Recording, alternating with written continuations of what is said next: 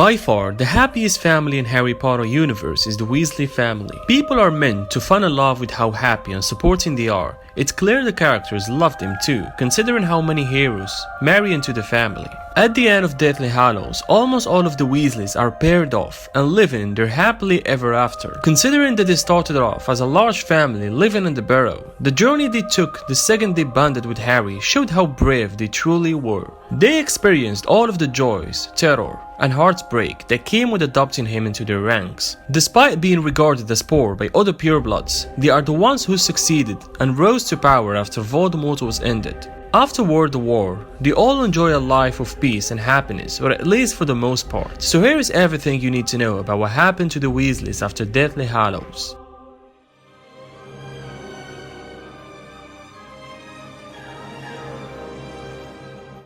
Almost all of the Weasleys got married. Bill had already met his match in Fleur, and soon after, Ron married Hermione, his best friend and soulmate. George also married Angelina, his school friend and crush. Ginny and Harry tied the knot, and even Percy got married to a woman named Audrey. The only Weasleys who didn't get married were Charlie, who loved dragons more than people, and Fred, who sadly lost his life during the Battle of Hogwarts. All of the siblings did their best to live happy lives to remember him. George even named his first son Fred after the twin he missed so dearly. Despite all of the pain they suffered, the Weasleys found happiness and people to love. Hermione became Minister of Magic. After Deathly Hallows, the trio became successful in their own right. Neither Harry nor Ron could quite match Hermione's achievement. After becoming an advocate for House Elf rights, she kept herself in magical politics and eventually took over the ministry herself. This way, Hermione could do everything in her power to help keep the world her children grow up in safe. Ginny, on the other hand, became a professional Quidditch player. Though she was easily the sweetest Weasley, Ginny had a serious streak in her that shined whenever she played Quidditch. Besides helping to save the world, it was the only thing that she was really passionate about. Luckily for her, not only was she passionate about the game, she was also very good at it. After Hogwarts, Ginny became the star chaser for the Holyhead Harpists, a professional all-women Quidditch team.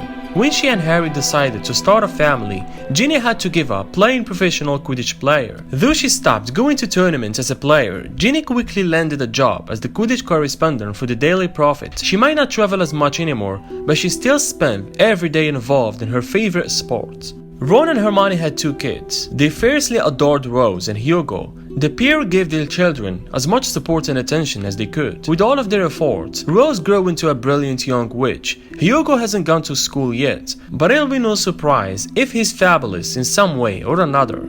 Percy became head of transportation. Of all the Weasley's children, Percy was easily the biggest stick in the mud. He was married to Rules and Order before he was married to his wife, and because of this, he often got his older siblings in trouble. However, when it came to his professional life, Percy was perfect for the ministry. Furthermore, it made him perfect for his eventual job as head of transportation. Percy would always double and triple check that things were safe and in regulation. After the Battle of Hogwarts, both Ron and Harry joined the Aurors, the wizard cops, who hunted dark wizards and witches. With all of the Death Eaters still on the loose, they still had a lot of work to do. However, once things settled down and a few years had passed, Ron abandoned the Auror life. Being Harry's friend had always put him in danger, but he didn't want to be in danger forever. Instead, Ron moved on to help George run the Weasley's Wizard and Wheezes store. With Fred gone, George needed someone to help him run things. Ron and Harry still remained best friends, and Harry still wanted to throw himself into fights and be the hero, while Ron just wanted to be happy. Bill and Fron had several children. When Harry first met Fleur Delacour, she was a slightly ambitious star student of Beauxbaton. By the next time they met, she's much more down to earth. With Bill, she became her best self, still a fearless, strong woman, but one without judgment. After marrying in Deathly Hallows, Bill and Fleur leaned on each other to create a life of normalcy. Despite all that they had lost and Bill's lycanthropy, they wanted to live a happy life together. Over the time, they had 3 children named Victor, Louise, and Dominic. Eventually, they saw all their children off to Hogwarts. Once Voldemort was defeated, Ron and Harry chose to go on with their life and leave their education as it is. Hermione, however, took her in EWTS and graduated, as befitting her character. This decision helped drive her career and made her all the more qualified to become Minister of Magic. The second Rose Granger Weasley got onto Hogwarts. She was the best combination of her parents. She was a great Quidditch player and a star student. While she was a huge bookworm, she was also popular and friendly. The trait her parents passed down made her a perfect Gryffindor, and it showed. With all of the good that she did in her only first 4 years, her parents couldn't be prouder of her. After the Battle of Hogwarts, Arthur helped to clean up the Ministry. All known Death Eaters were removed, as well as those who were willing to let certain things slide. With his help, the Order of Phoenix was able to remold the Ministry for a better future, and it was all thanks to the misuse of Muggle artifacts officer.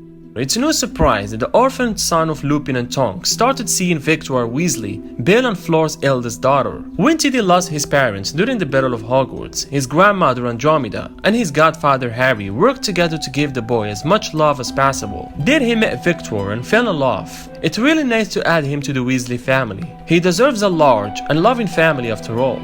When Harry received his first chocolate frog, he gets a card of Dumbledore. Harry, Hermione and Ron all get put on chocolate frog cards after the Battle of Hogwarts, which Ron is obviously very excited about. As a kid who collected a lot of them, Ron was so happy to see himself alongside his own heroes. Rose and Albus grow apart. When they were kids, Albus and Rose were very close, much like Lily and Hugo. The cousins were close in ages and were excited about their futures as witches and wizards. However, the second Rose and Albus got to Hogwarts, everything changed. Albus was quick to accept an outsider like Scorpius, while Rose wasn't. Albus wasn't sure where he might be sorted, while Rose was sure that she would become a Gryffindor. When Albus got sorted into Slytherin and Rose was placed in Gryffindor, everything changed for both of them. Over the course of the year, Rose ignored her loser cousin more and more.